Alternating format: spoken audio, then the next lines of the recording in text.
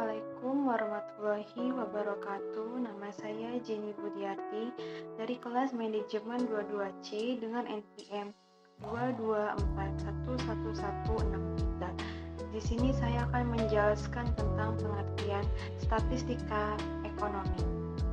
Sebagai suatu ilmu, kedudukan statistika merupakan salah satu cabang dari ilmu matematika terapan.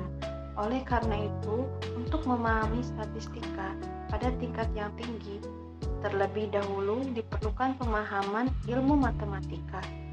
Mata kuliah statistika bagi mahasiswa sangat diperlukan terutama ketika seorang mahasiswa harus mengumpulkan, mengolah, menganalisis, dan menginterpretasikan data untuk pembuatan skripsi, tesis, atau disertasi. Dalam hal ini, pengetahuan statistik dipakai dalam menyusun metodologi penelitian. Di negara maju seperti Amerika, Eropa, dan Jepang, ilmu statistika berkembang dengan pesat sejalan dengan perkembangannya ilmu ekonomi dan teknik. Bahkan, kemajuan suatu negara sangat ditentukan oleh sejauh mana negara itu menerapkan ilmu statistika dalam memecahkan masalah-masalah pembangunan dan perencanaan pemerintahnya. Jepang sebagai salah satu negara maju, konon telah berhasil memadukan ilmu statistika dengan ilmu ekonomi, desain produk, psikologi, dan sosiologi masyarakat. Sejauh itu, ilmu statistika digunakan pula untuk memprediksi dan menganalisis perilaku konsumen, sehingga Jepang mampu menguasai perekonomian dunia sampai saat ini. Apa itu statistika ekonomi? Ada 3 penjelasan tentang arti dari statistik, yaitu statistik adalah sekumpulan angka yang untuk menerapkan sesuatu, baik angka yang belum tersusun atau masih acak maupun angka-angka yang sudah tersusun dalam suatu daftar atau grafik. Statistik adalah sekumpulan cara dan aturan tentang mengumpulkan, mengolah, analisis, serta penafsiran data yang terdiri dari angka-angka. Statistik adalah sekumpulan angka yang menjelaskan sifat-sifat data atau hasil pengamatan. Data itu sendiri sering disebut sebagai statistik ekonomi. Namun, untuk penggunaan ini, data ekonomi adalah istilah yang lebih umum.